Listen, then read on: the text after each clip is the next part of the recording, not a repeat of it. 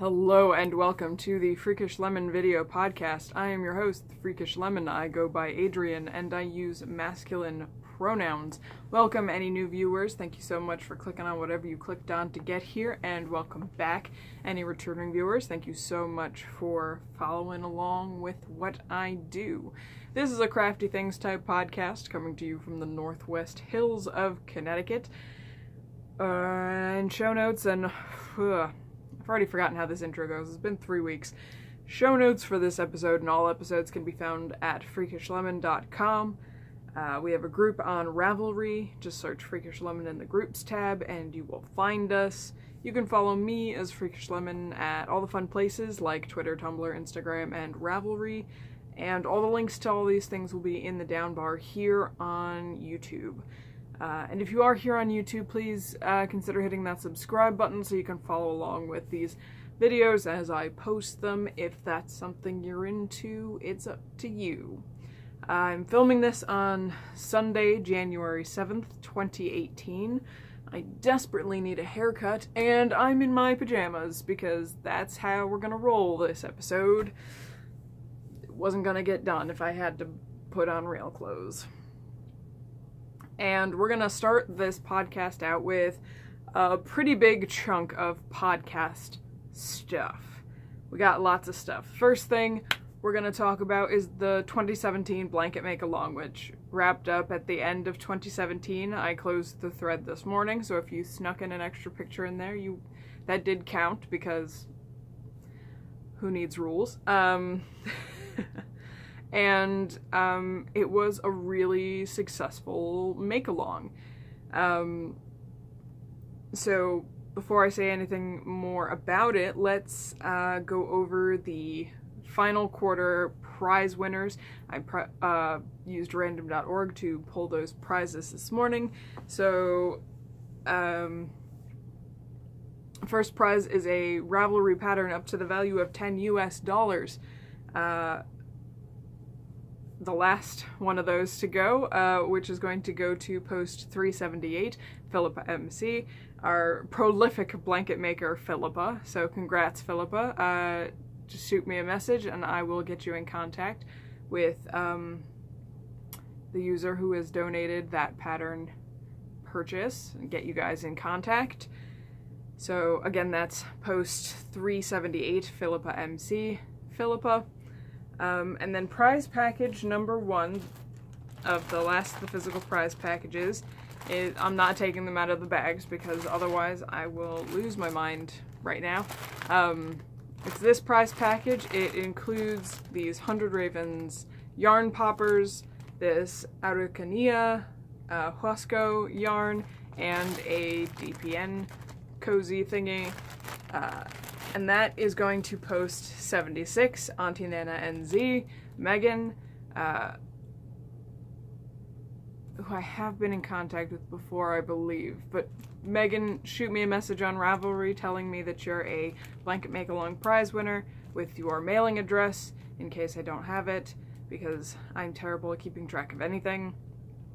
Yes, with your mailing address so I can get this out to you. So congrats on that. And then the big prize, the physically biggest prize, is this, which is a blanket project bag, duffel bag that I made last year, early in the year. Big duffel bag for big blanket projects. And this mini skein set from Once Upon a Corgi. This is the Series of Unfortunate Events Club Colorways -1, so it's 12 mini skeins that are based on the books in the Series of Unfortunate Events by Lemony Snicket. And this is going to go to post 563, Maribaru 35, who is Maribel. Maribel, shoot me a message on Ravelry with your mailing address, letting me know that you are a winner, and I will get this out to you as soon as I can. So congratulations to all the winners in all of the prize drawings. Congratulations to anybody who made progress on their blankets. I know blankets are hard to pick up sometimes because they're just so big. But there was a bunch of people who picked up blankets that they hadn't touched in a while and finished them this year, so congrats to all those people who finished blankets that they were surprised to have finished in 2017. And by request, there was a few people who reached out to ask if there was going to be a blanket make-along in 2018 because they found the encouragement and the update photos and things helpful in the group. So I have opened up a thread on Ravelry in our group for the 2018 blanket make-along. I'm not planning on prizes for it this year, but if you are working on a blanket and you want to post update photos and you want to encourage other people to work on their blankets, you want to share patterns, share techniques, share tricks to make it easier, go for it.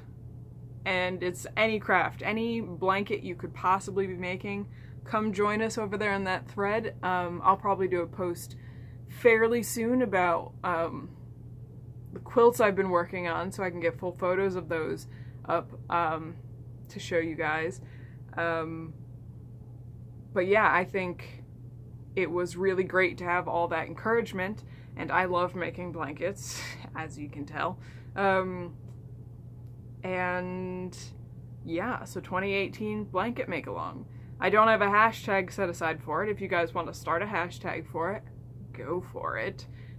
Post it in the thread if you do. And continue working on those blankets. I know folks have still got blankets on the needles or on the crochet hooks that they, you know, sometimes just need a little extra encouragement on, or just a little bit extra updates with progress photos to see how far you've come on it. So, blanket make-along 2018. Which brings us to another make-along that I had briefly mentioned on the last podcast. I'm drinking some tea. While it's still warm even, which is surprising. I almost never drink the tea while it's still warm. I let it sit for 4 hours and then I drink it because I forget about it. But yes, I mentioned on the last podcast that I was thinking of maybe doing a quilt-along in 2018. And a couple of people did reach out and say that would be great. And they would like to do a quilt-along. So here's my tentative outline for the quilt-along, because I know that's, I mean, especially for the knitting community, we tend to stick to wool crafts, I've noticed. A lot, well, I mean, I can't generalize like that. We're makers, we make stuff. But, I've noticed that there's, at least in the podcasters that I watch, there's only the occasional crossover between knitting folk and quilting folk. So here's my tentative outline for the quilt-along, in case anybody's interested. First, the time frame. I'm not going to start it right away, because especially if you've never quilted before, or it's been a long time since you've quilted, there is some preparation that needs to happen. If you're going to be using a sewing machine, you need to, you know, make sure that you have it, that you have needles for it, that it works, that you have thread. If you don't already have fabric where you live or can steal some from somebody, you know, relatively, I mean, people who have fabric stashes will generally let you go picking through their scrap stash for quilts. But, you know, if you don't have anything like that in your life, you need to source materials, maybe watch some tutorials on how to do quilts if you've never done it or have not done it in a very long time. So it's not going to start right away. My tentative time frame, and it's going to be a long one, so my tentative time frame is March through September.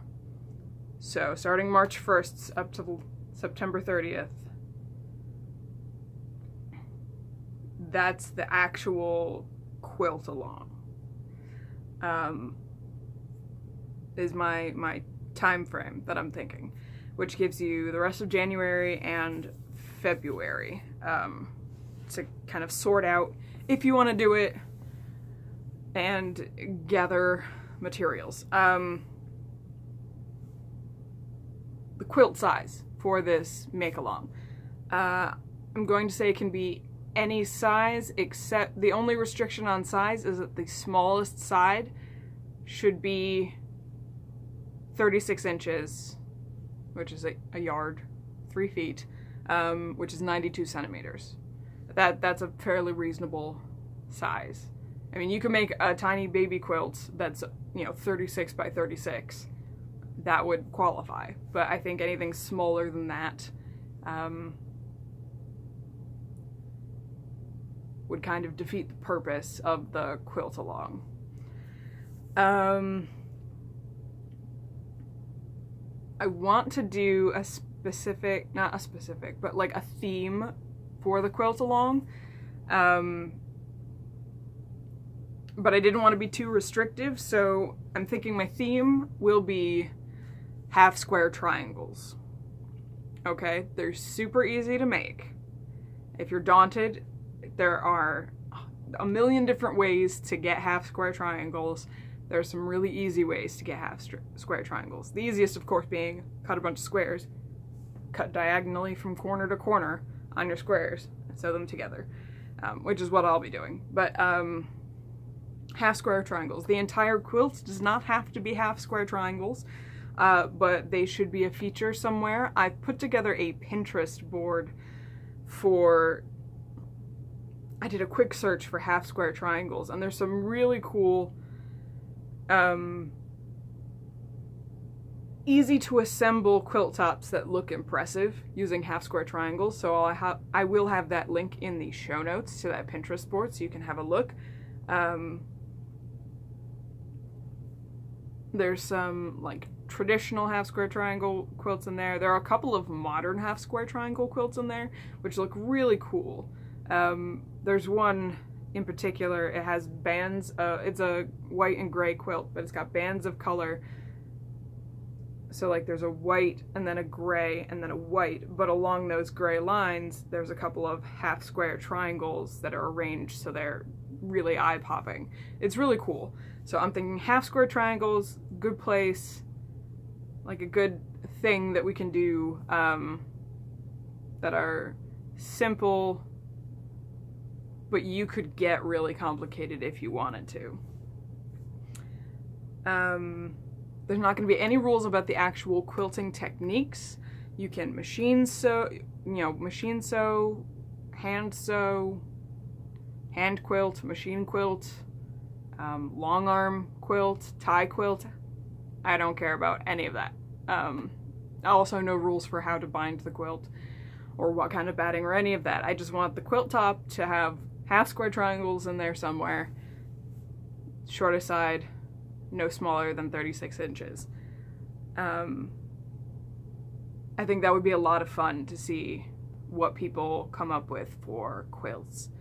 And then if you haven't ever quilted before, Jacqueline from the Brooklyn Knit Folk podcast did a quilt along last year for a simple patchwork quilt, and I'm gonna put a link in the description to her tutorial series that she did on that.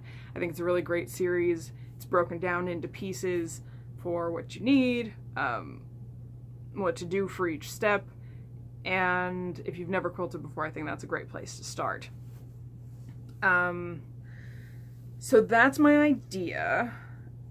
I think the time frame is pretty set. If you have any other suggestions for anything else, please let me know. But I think March through September is a nice, generous hunk of time to get things started. Because then even if anybody finds out about this halfway through, still plenty of time to do an entire quilt. I just wanted to talk about the quilt that I will be doing a little bit, because when I was thinking up what I wanted to do for this quilt along, I came up with some ideas, and I just wanted to kind of give you guys an idea of the type of thing I'm talking about. I'm going to do, if I remember, I'll put an image here, but I'm pretty sure this quilt that I'm thinking about doing is in that Pinterest board. But it's like a broken chevron. But yeah, and I wanted it to be a scrappy quilt with fabrics that I already have. Because what I started doing with my fabrics last year before sometime, was if I had scraps that I would cut 5-inch squares or 3-inch squares, or some sized strips out of them if they were weirdly shaped or whatever, because those scraps tend to just be put off to the side in my experience, if there's like curves cut out of them or whatnot, and then I never end up using them. So I have a whole bunch of 5-inch squares, and the fabrics that I have tend to be darker fabrics. Here are 44, I believe, if I counted them correctly, 5-inch squares that I already have. And again, they're vibrant colors. Not necessarily dark in scale, but they're mostly saturated colors.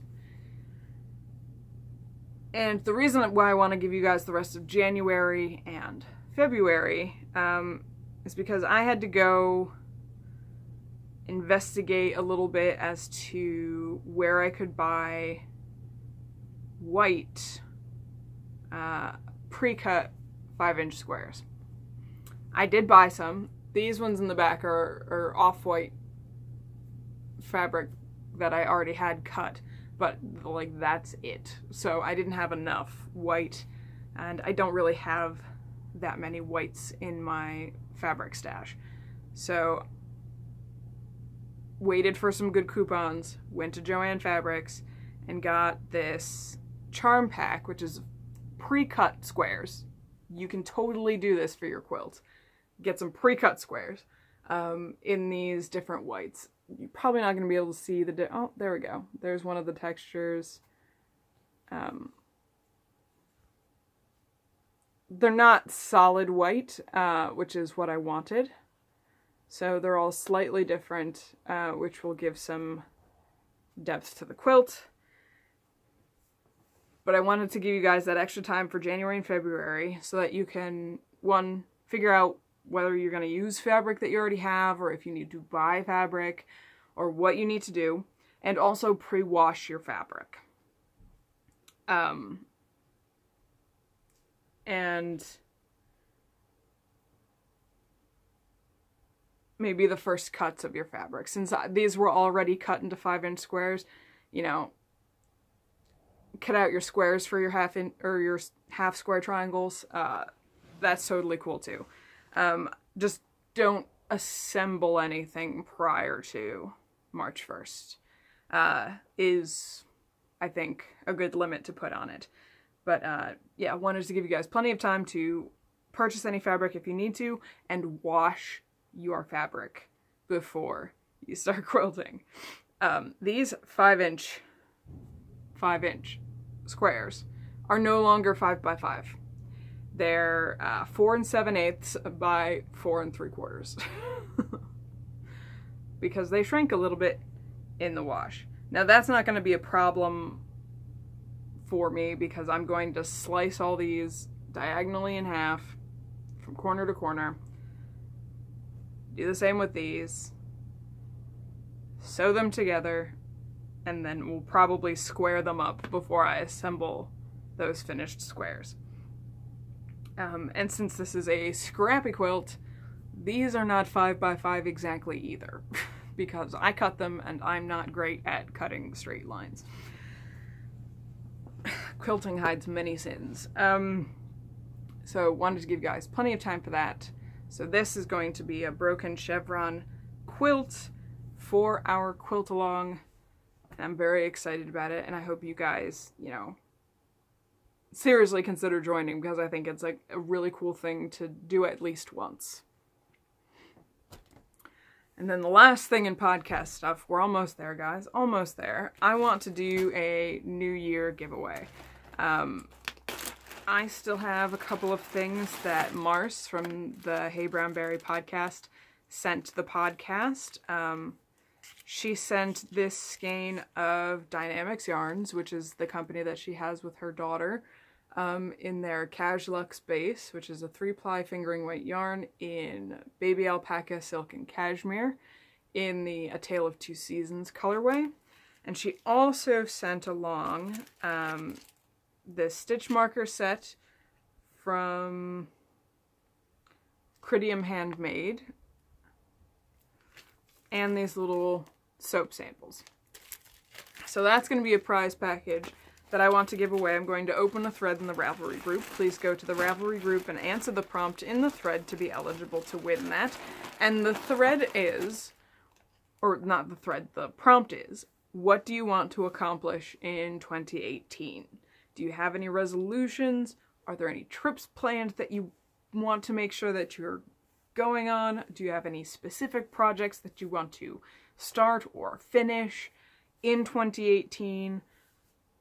This can be crafting related, it could just be life related. I just want to know what you guys are thinking about doing in 2018. That would be an accomplishment for you. And that's the end of podcast stuff. If you're new to the podcast, there's normally not that much podcast stuff. It's usually like 5 minutes of talking. But it's the first episode of the year, so we had some stuff to clean up. Now a little bit of life stuff. I mean, it's been 3 weeks since my last episode, so there's been Christmas and there's been New Year's. Both were good. Christmas was a little snowy, which was fun, and Gabby and Jake came up with the dogs. Gabby's my sister from the Once Upon a Corgi podcast, and had the dogs running around all day, and it was good. And then New Year's was quiet. We didn't have anybody over for New Year's. My parents put out the basically mid-afternoon to midnight spread of buffet food for us to just wander in and eat as we pleased. I fell asleep before midnight. I woke up at midnight because I forgot that they do fireworks down the street at midnight, and it freaked all the dogs out because the dogs were over again. So we had 3 dogs in the house, and they started all barking at midnight because the fireworks went off. But that's really been it. It's been really cold here in Connecticut. Unusually cold for January for Connecticut. It's been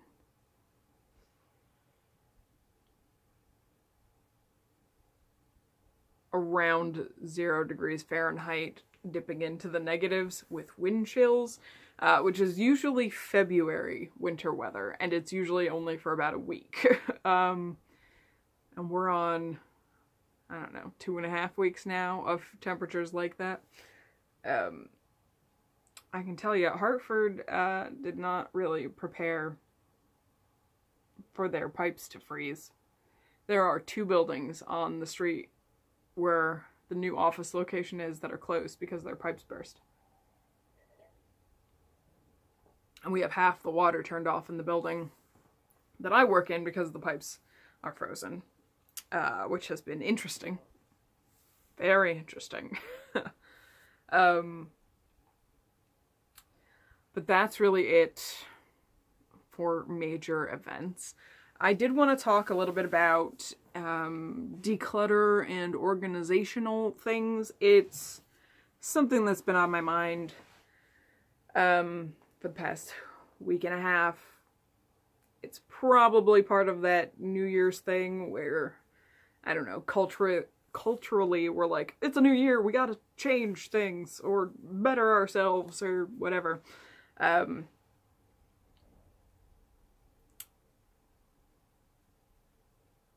And usually I do get a little restless and a little clean happy around the new year, but I think it's different this year because, one, I paid off my student loans. Which opens up a huge chunk of my paycheck. And also means that I can now seriously consider looking at other job opportunities and or places that I could move out of my parents' house, because I have been living at my parents rent-free while I've been paying off my student loans, because my student loans are high. I live in the US. If you have student loans in the US, they are astronomical and awful, which is why I've been living at home, paying them off as soon as possible. Technically, I put in the last payment in November, but when I paid off one of the smaller loans, because of the timing and the interest accrual, I ended up having to finish off a payment the next month because of banking nonsense.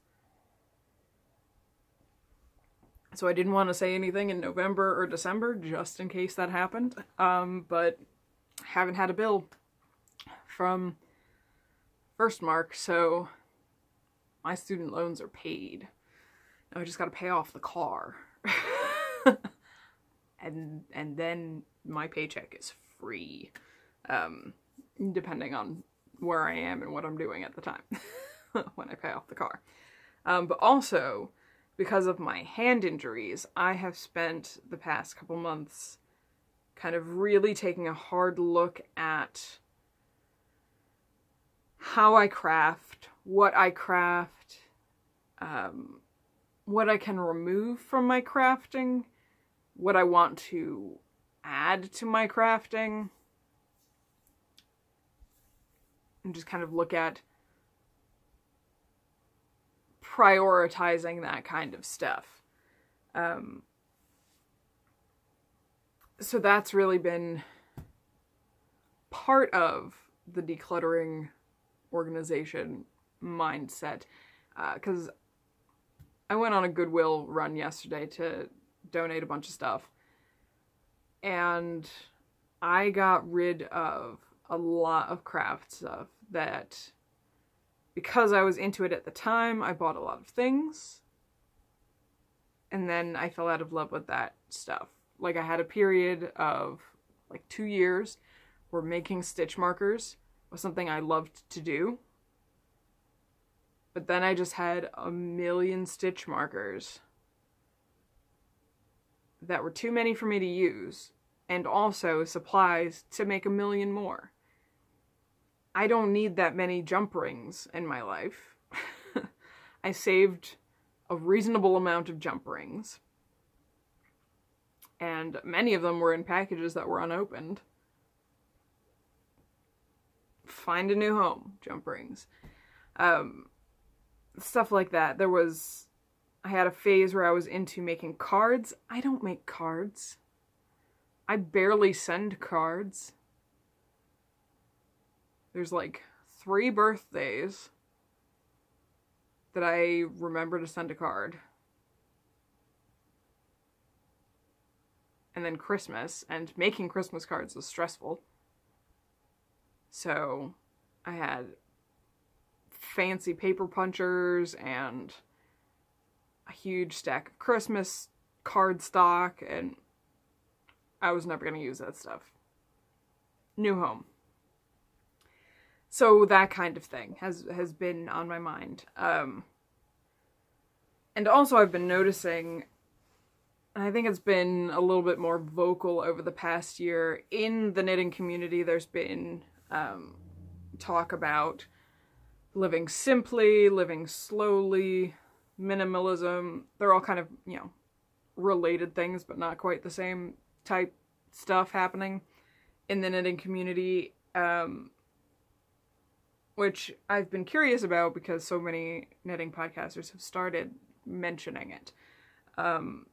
So I figured I'd do some investigation into other perspectives outside the knitting community on this, because I think sometimes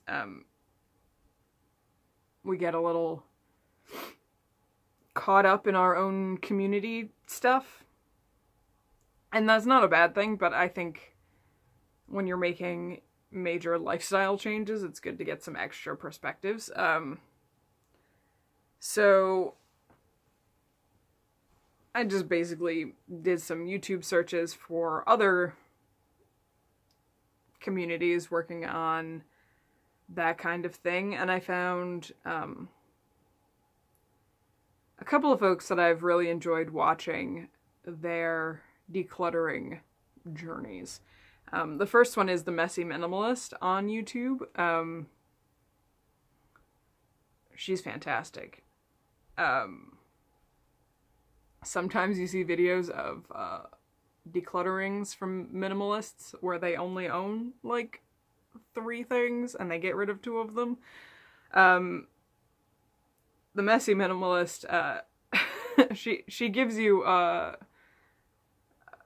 really honest look at the rooms that she's decluttering and how full of stuff they are.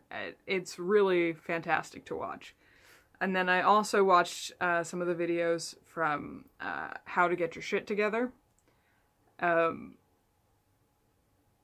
She again takes a really honest look at the stuff in her house. And while I wouldn't say her house is particularly messy, I think she has a healthy mindset on the types of things to get rid of. In particular, if you only watch one of her videos, watch one of the ones about she has a young child. Watch the videos about those toys when she goes through the kids stuff.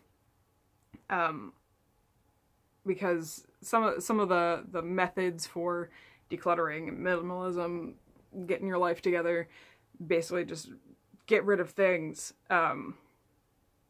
without any consideration for the future.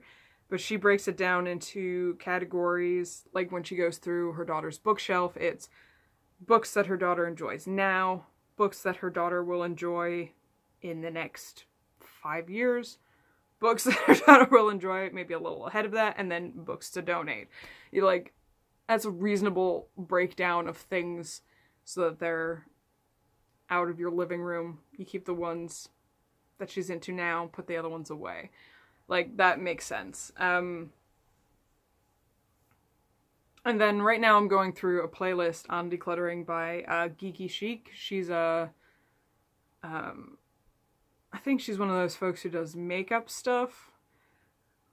I haven't watched any of her other videos, but that's an interesting group of YouTubers to watch for kind of inspiration in going through your stuff and genuinely doing a hard look at the things that you own and whether you need them or even want them. Because I've watched a few videos from makeup tutorial people on YouTube, and they're like, I don't even like any of this. Why do I still have it? Because they just accumulate makeup because that's part of their thing. And she's like, they're always like, why do I have so much? But it's really motivating to watch other people clean and go through their stuff, and I think it's a great way to kind of get an example of what you're supposed to do, or at least figure out what your goals are for cleaning and decluttering, which is really good. And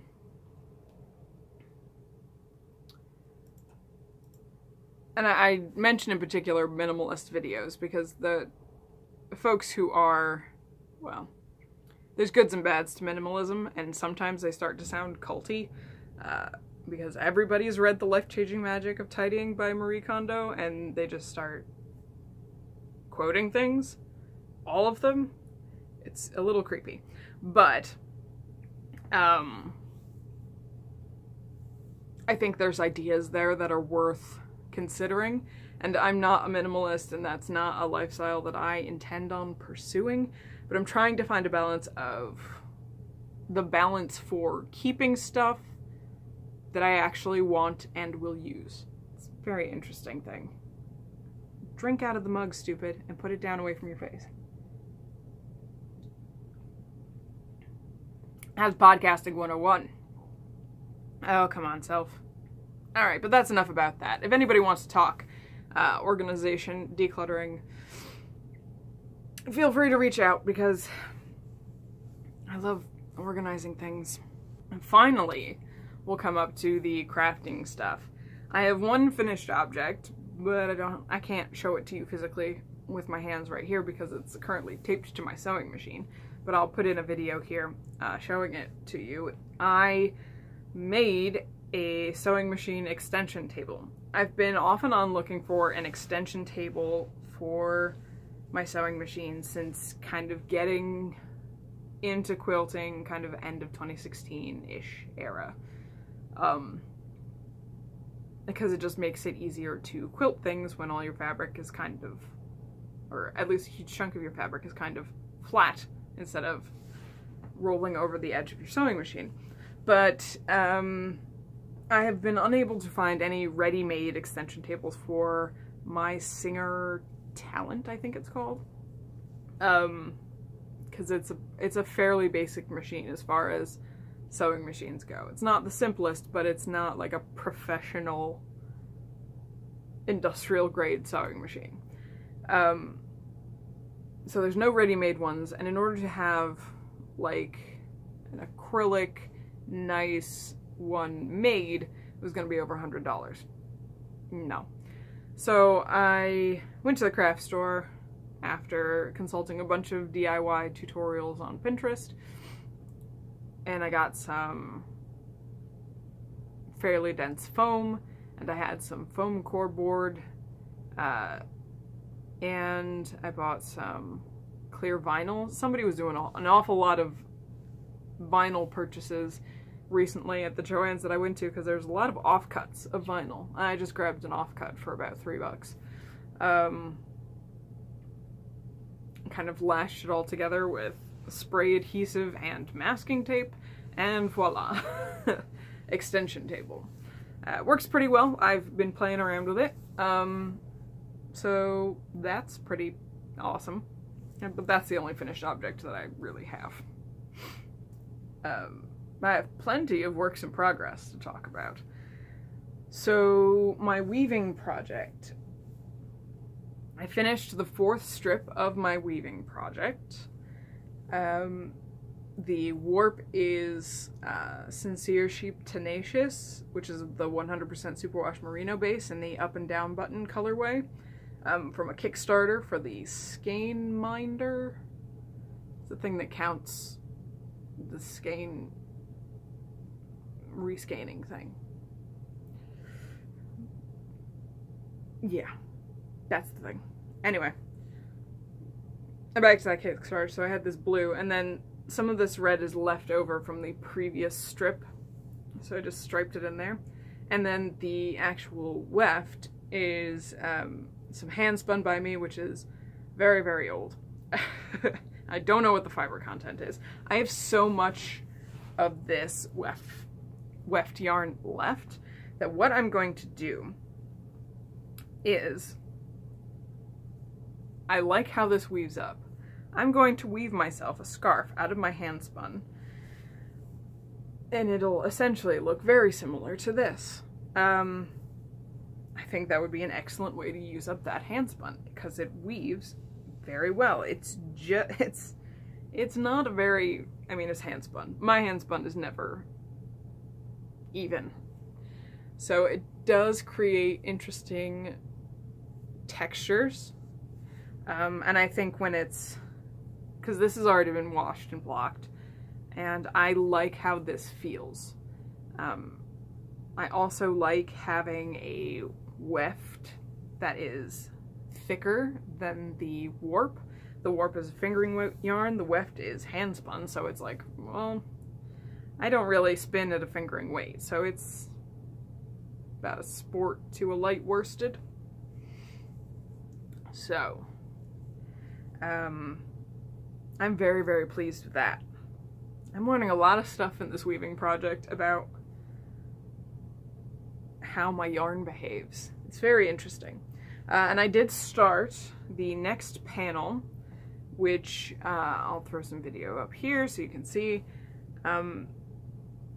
The warp is some hand-dyed yarn from the New York Renaissance Fair, and the weft is some Once Upon a Corgi in the...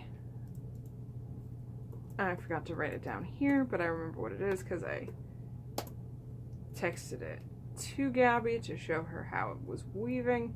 It's the SORE colorway. It's a Series of Unfortunate Events club colorway, which is very exciting. We're trying to coordinate maybe doing some shop samples for her of her colorways woven up so people can see what they look like. So that's very exciting. I have ideas about that, which would be fun. And then I did make a little bit of progress on some hand knitting. It got put by the wayside because I got a little overeager and my hands started feeling sore again, so I've put it down. I probably won't pick it up for a while, but I did put in an inch or so on these Dwarven Mittens by Ginger Monkey Knits in Plymouth Homestead Tweed in gray on my US 3 needles. That's where I was last podcast, but I haven't touched them in a while. Still need to rest those hands more, is the consensus from my hands. So I've been doing some quilting. No actual quilting, I've been piecing. I've been piecing for quilts. I have officially finished the quilt top for my Halloween Squares strip quilts. Let me unfold this for you. I don't recall which is actually the top of the quilt. Maybe it's that side. Nope, that's the side. Maybe it's this side. I'm not entirely sure. I do have a top and bottom to this quilt, but I gotta consult the pictures. But here it is. So I've got, it's kind of warping, or not warping, it's the word I'm looking for, blowing out because of the lights, but this is black fabric, and then I have this fabric. Kills me. I love it. I love this little Halloween stripy fabric. It's really hard to see the correct colors because these lights are unsure what's happening. But there's my strip squares with the sashing between them, with these 3 borders: black border, little stripy border, and then black border again. I love this quilt. I love this quilt. I haven't even quilted it yet. I'm out of focus, but I love it. I can't wait to do it. And this is a size quilt that I like to do. It's like a slightly smaller than a twin, or like it would be comfortable on top of a twin size bed type quilt. So that's a finished quilt top, which is exciting. So that gets me closer to one of my crafting goals, to have quilt tops ready for quilting.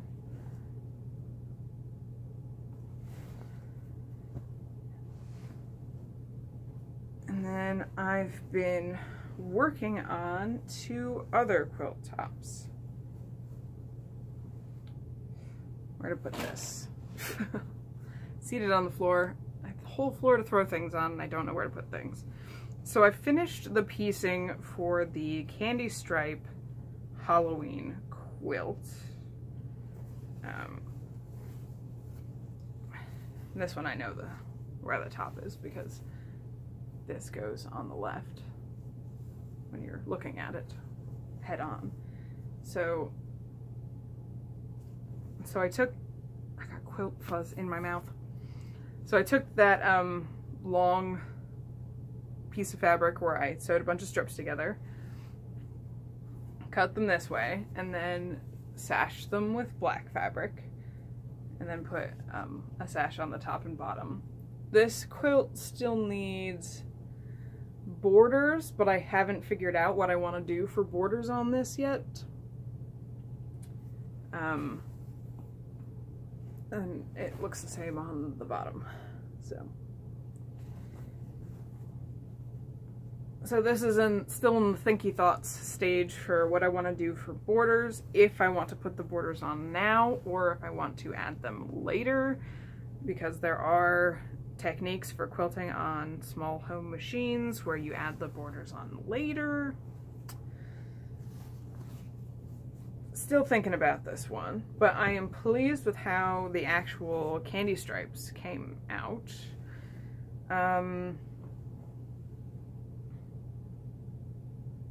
I'm not likely to do this style of quilt again, even though I like it.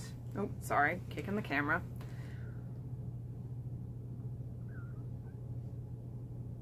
I don't know. It wasn't my favorite. I did enjoy it. I think it's fun to do at least once, but I can't think of anything else I would want to do this with other than Halloween strips, and I've already done it once. I don't know.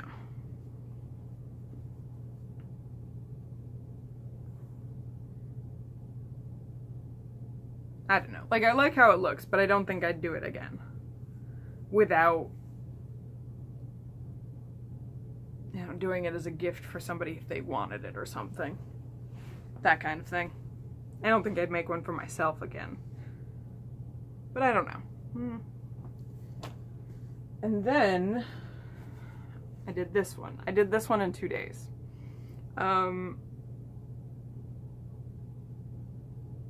Was it 2 days or was it only 1 day? It might have only been 1 day.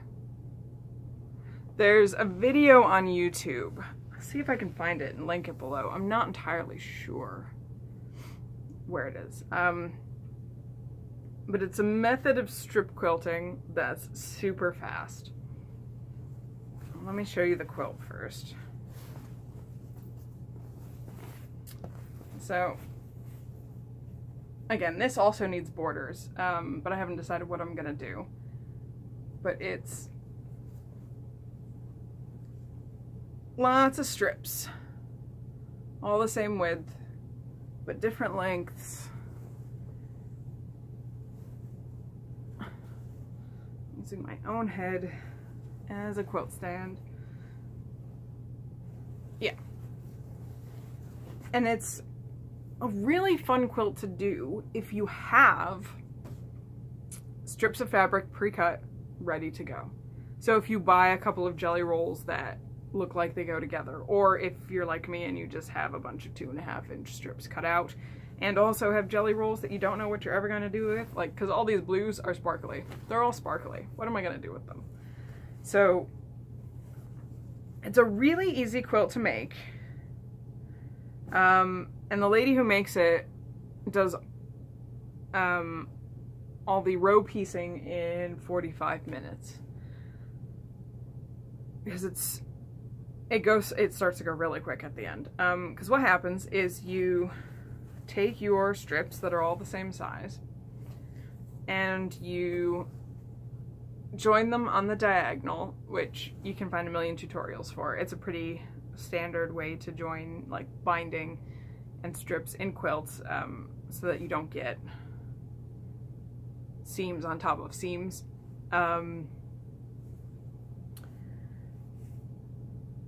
So you join a bunch of strips end to end until you have, I don't know, a million. She didn't go into it very much. I just picked a whole bunch of them, kind of guessed how much yardage I would need. But you basically make one long strip snake. So just end to end 2.5 inch wide strips, or whatever size strips. I had 2.5 inch wide strips. And then you find the ends, you fold them together, and basically sew a seam down that whole folded snake. You cut open the folded end, press it open, and then Well, she didn't press it open, but I had to press it open because otherwise I got tangled and my fabrics got twisted. Press it open and then do the same thing. You take one end, the second end, fold it in half, sew a seam down the side, cut open the fold, press it open, fold it in half. And then eventually you get it to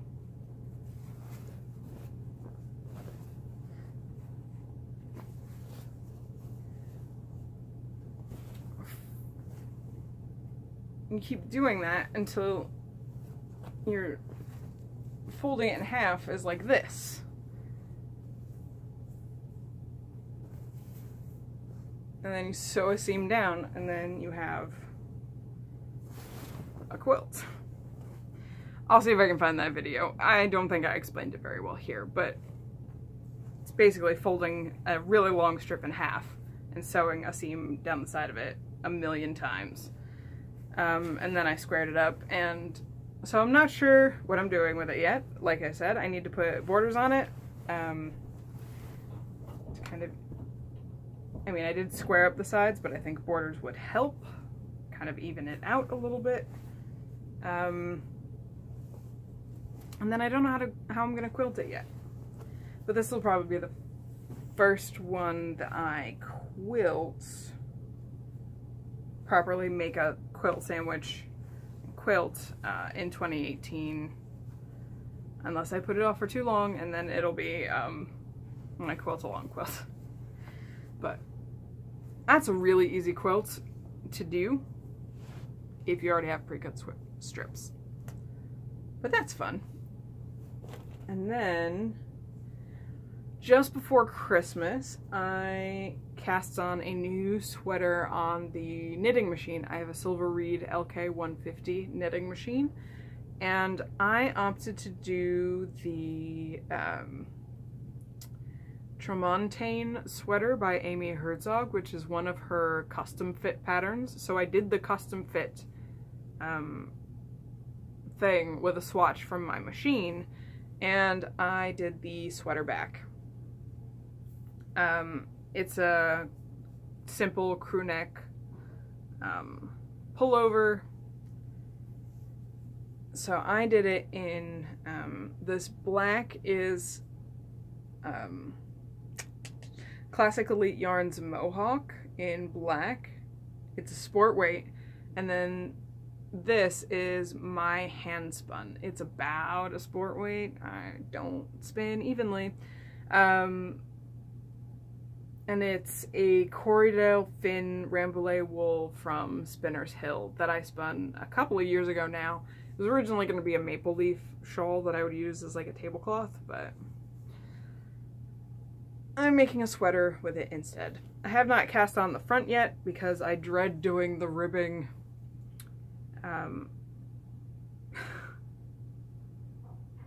It just takes so long to rib the bottom of a sweater, okay? It takes a long time. Because on my machine, I don't have a ribber. It's a single bed machine, so you have to reform the rib stitches by hand. And it's black yarn, and it's winter and it's dark. So I keep putting it off. I should really start that sometime soon. Hopefully I'll cast that on this week and just kind of like work on it little by little. Because the rest of the sweater I knit off the machine in a single day. Once I got past the ribbing. No problem. It smells good. This has already been washed and blocked. I'm kind of doing an initial block with all the pieces as I finish them. So I don't have to try to find room to dry the entire pieces of a sweater prior to assembly.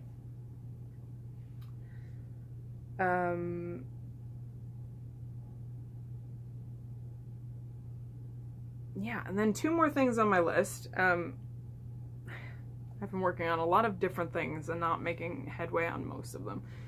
But I've talked about it on this podcast before, but I had bought a class on Craftsy called Quilting the Grid, Structured Free Motion with Christina Camelli. And part of my goals for having quilt tops ready to quilt is to kind of explore the actual quilting process a little more and get better at the actual quilting portion of quilting.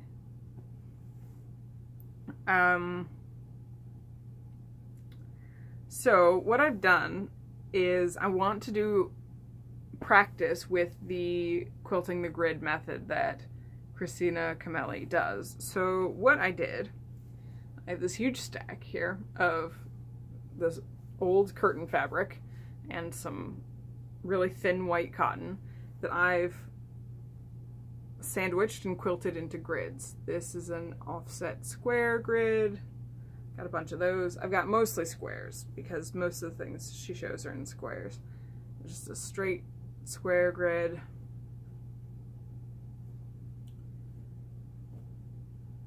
I got a couple of diamond grids, and I have one diamond grid that I split into triangles so that I could practice some of the free motion techniques on my machine. I have learned, and I probably knew this deep down, which is why I started making all these grids, I'm not a very good free motion quilter. This will probably look better on camera than it does in real life because you're not sitting here looking at it, but this is what I did yesterday. One of the things I did is I did the grid in black and the free motion in purple so I can see like the types of movement. But look at those curves. Those are not good curves. Those are not good curves. That's not good. You can tell some of these I started actually paying attention more. Like these ones aren't terrible. Like that's pretty good. But you can see what these I wanted to do curved corner to corners. So in your triangle, to quilt those, you would go like this from corner to corner. So an arc to the corner, an arc to the corner, an arc to the corner. There's also a technique called seagulls, which is pretty much the same thing, only you go from the corner and you come into a point near the middle and then curve back out. So, you know, like those little cartoon seagulls. So, but you could see in those, I was barely even getting the curve to go the right way. So I ditched that real quick and just started doing a bunch of arc curves, which some of them are not very good at all. Like, what am I doing over here? And then when I was done with that, I just wanted to get some practice in moving this square around to free motion quilt. So I tried to do some matchstick quilting. That's not nearly close enough to be matchstick. I did do some pebbles, which didn't turn out too bad. Those look pretty good.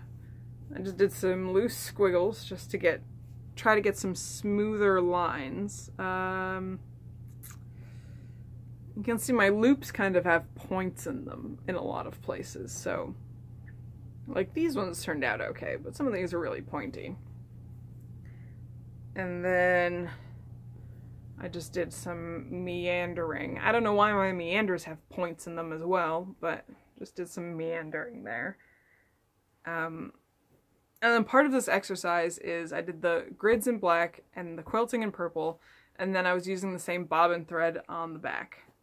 But you can see that my tension ended up a little funny because I've got purple showing on the back. I don't know if there's really any way to escape that. I'm also not using quilting thread. I'm just using regular all-purpose thread. It would probably be better if I used quilting thread. But you can definitely tell, I don't know if it'll show up on camera, but you can definitely, where it's heavily quilted, see a lot of those little purple bumps where the threads wrap around each other. I don't know.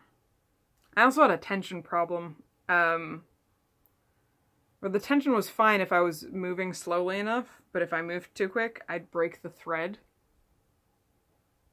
And I don't know if that's me doing something wrong or if that's just how free motion sewing is on a sewing machine.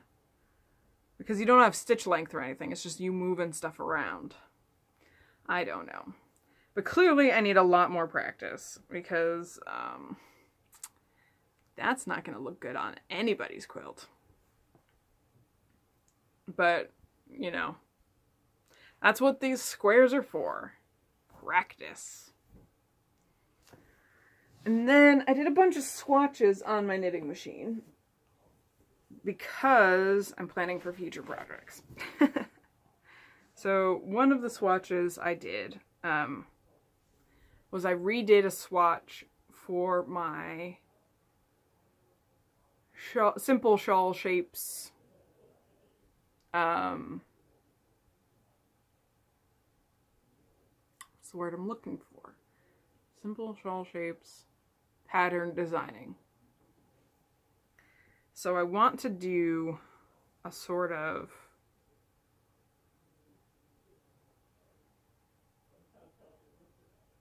circular-ish, not circular, but like semicircular shawl using short rows. I don't think I've quite figured it out, but I figured out the way to make the short rows work so that they're pointing in the opposite directions. I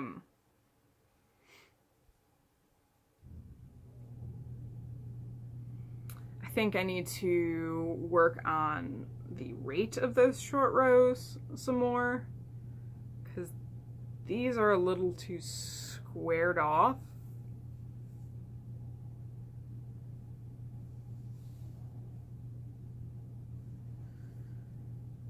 I don't know. There's still kinks to work out, but I've made some progress there. And then I was playing around with mock ribbing, because like I said, hand manipulating ribbing is a pain in the butt. So for stuff like hats and mittens and things, I don't want to spend like 80% of the time working on that hat doing the ribbing. So I played around with some mock ribbing, which works if you fold it up into a double brim, which I think looks really good. And to do mock ribbing on the knitting machine is you just knit across every other row, and then when it's time to, or not every other row, every other needle, and then when it's time to do the body of the hat, you just fold it up and then knit on all the needles. So I think that looks pretty good. And then, because that mock ribbing worked out so well, I wanted to see how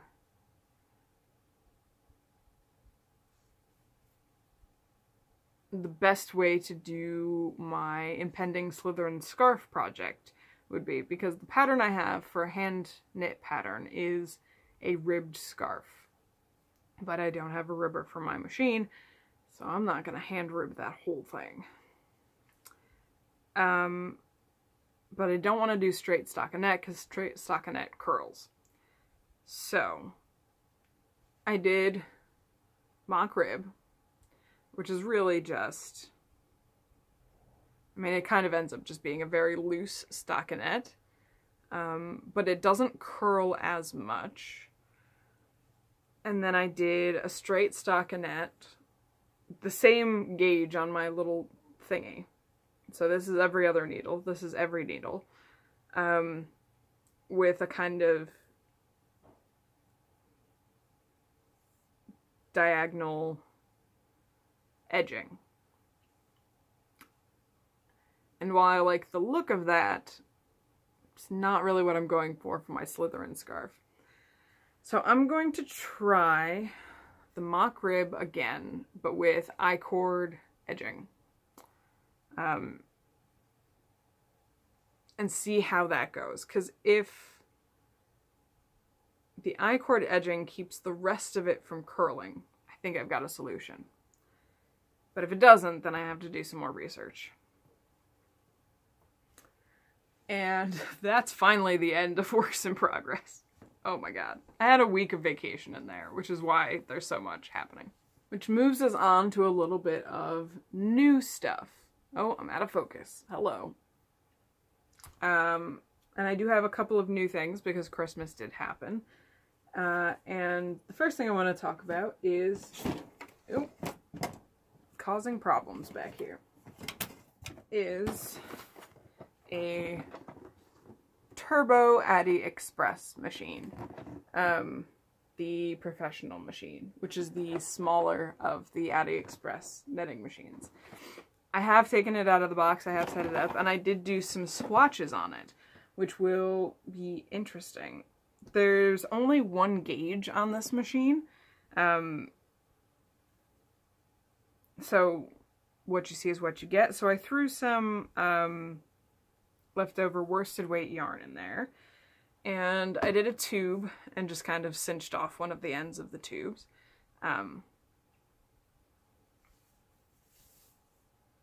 So like this is the kind of, I mean, with my, it's not in there. That's what it looks like. It's kind of a loose knit on worsted weight. If I put my hand in there, that's how wide that is. But if I was to do a thin scarf in worsted weight, this would be a fine gauge. It's a great gauge for like newborn hats. So I hear, especially if you just do a straight stockinette, like if this was, or like preemie hats even. Like, that's how much I can stretch that. I can definitely do it for thicker socks. I do have some bulky weight handspun of the mystery fleece that I want to try to turn into some, like, hardy boot socks or house socks. And you can also do flat panels on there. This flat panel's all sorts of janky because I didn't know what I was doing. But this is the width of a panel. So, there's a few patterns out there that I found in my very brief search for things like vests and sweaters and blankets made out of flat panels on this knitting machine. Which I think would be fun to try. So there's that. And then I bought some Patons Classic Wool Bulky because I saw a tutorial on how to make a pair of mittens. So it would probably be about this length. A pair of mittens using this machine. I want something that's going to be a closer knit than the worsted weight, so I got some bulky, and I'm probably going to make myself soon another pair of mittens using this machine to see how easy it is. If it's super easy, everybody's getting mittens for Christmas next year. No, I'm just joking, but that's something that I am lacking in my knitting is mittens, so a thing that makes me mittens, definitely worth playing around with. And then my parents got me a couple of books on machine knitting. They got me Hand Knits by Machine and More Hand Manipulated Stitches for machine knitting by Susan Guagliumi. She's one of the people who did the Craftsy classes. I bought a couple of Craftsy classes taught by her on machine knitting, including one called Hand Manipulated Stitching for machine knitting, so I do have a gap to fill in these two books, because there's another book that comes between them. But, very interesting. I haven't looked at this one too closely, but I was looking at this one because I recently watched the Hand Manipulated Stitches class, and there's definitely a pattern or two in here that I want to play around with. So, awesome. Yay. What? So, machine knitting is a thing now. It's a thing. But that's really the new stuff of note, because I've periodically been talking about fabric that I've bought and stuff. So, that moves us on to other stuff. Stuff that I am listening to. I finished listening to Outbound Flight by Timothy Zahn, narrated by Jonathan Davis, and learned at the end of it that it was an abridged audiobook. So, I'm disappointed in myself that I did not notice that it was an abridged audiobook. So it was only 5 hours long total. Annoying. And I did finish up The Drowning Girl by Caitlin R. Kiernan, narrated by Susie Jackson, which was pretty good. I don't know if I'd listen to it again, but it was pretty good. And then I've been catching up on my audio podcasts over the past couple of days, mostly Mabel, Wolf 359, and the Magnus Archives, which are all very good. And then stuff I'm reading. Because the temperatures have been so cold, I've been just kind of curled up in my bed reading a lot. I've actually worked on some actual books. I finished The Last Jedi #3, Underworld, which I love these books. It's by Jude Watson. I love everything Jude Watson writes for Star Wars. And then I'm more than halfway through book #4, Death on Naboo, also by Jude Watson. I love Star Wars books. I do. I have reread and caught up with Of a Linear Circle by Flamethrower, which is a fanfic about Nizar Slytherin falling out of a portrait into the real world during what would have been Harry's 5th year of school, but Harry Potter has gone missing. It's a very good fic, and there had been a whole bunch of chapter updates that I did not have the brain space to weed out of my list of things to read, so I just started from the beginning and reread the whole thing. I also just today finished rereading the Reprise series by Elf Pen, which is time-traveling Obi-Wan Kenobi, going back in time to when he was 16, and there's 2 Obi-Wans. There's Ben, who looks like his Clone Wars era self, and, you know, Obi-Wan, who now has to grow up with weird time-traveling older him hanging around. It's so good. It's such a good fic. And then I've been reading a whole bunch more Harry Potter fic, mostly people saving Harry from the Dursleys, and, you know, realizing this child has been abused and getting him out of their care, because that's kind of my jam right now. But I've also kind of been playing around with post-Battle of Hogwarts fics, which are really interesting. I've got 2 of note that I want to talk about. There's one called How We Throw Our Shadows Down by Anonymous. I've read a couple of Anonymous fics recently. That's not a username, it's just Anonymous, because sometimes there will be fic challenges where they'll put out a prompt and you write for that prompt. But part of that challenge is that you can't be biased as to who's writing it, so it's anonymous. I think that's what happens with both of these fics are anonymous fics, so, but the link is in the show notes. So How We Throw Our Shadows Down. The summary is, Draco has finally found the perfect rare piece to complete his collection. The only problem is that the item belongs to Harry Potter, the last wizard on Earth Draco wants to ask another favor from. It's, only a couple of years post-Battle for Hogwarts, so things are still kind of iffy between the remaining folks for both sides, so hang on. There was a spider on the ceiling and it has disappeared. That makes me nervous. Oh boy. Oh, I hope I don't find it later. Please leave, spider, please. I hope you fell off the ceiling and died. Where did it go? That's not good. That's not good. I've lost a giant spider. Okay. So quickly, so I can go find it and remove it. Yeah, it's a pretty good fic. It does involve romance between Draco Malfoy and Harry Potter, but I think it's well set up. It does include some redeemed Dudley Dursley and some really interesting cultural shifts in the magical world post Battle for Hogwarts, which is really fun. And then Things Worth Knowing is the other fic, again anonymous. After the battle, Harry thinks he's left Hogwarts for good, but Minerva insists that all students return for an 8th year if they wish to sit for newts in the spring, and Harry needs those newts to go into the Aurors. Draco's just grateful not to be in Azkaban, or the Manor. He's hoping he can steer clear of Potter this year and grapple with his own problems. Unfortunately for him, Potter appears to be one of those problems.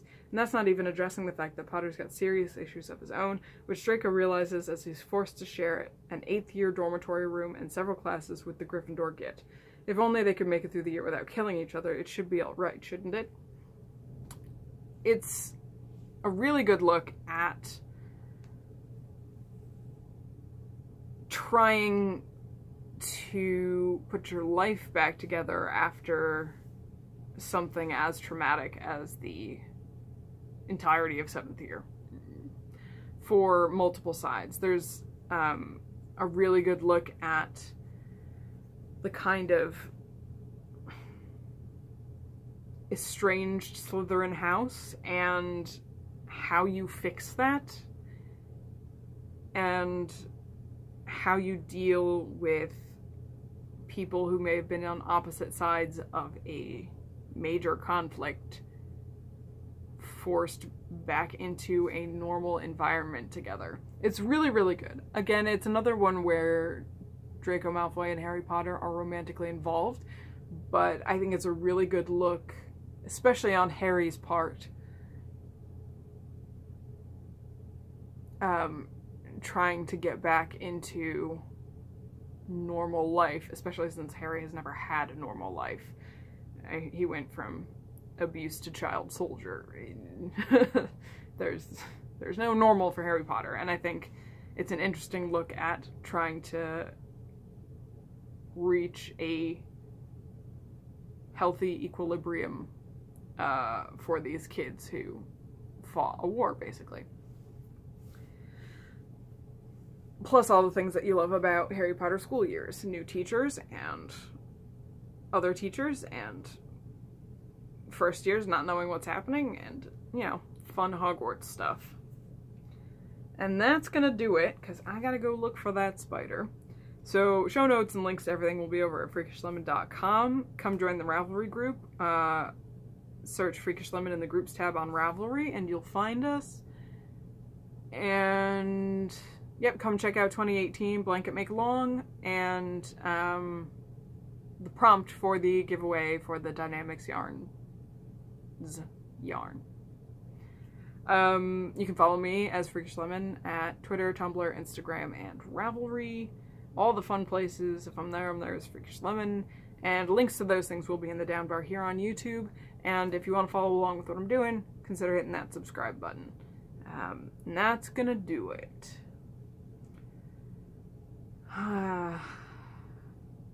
Gotta go find this spider now. Goodbye.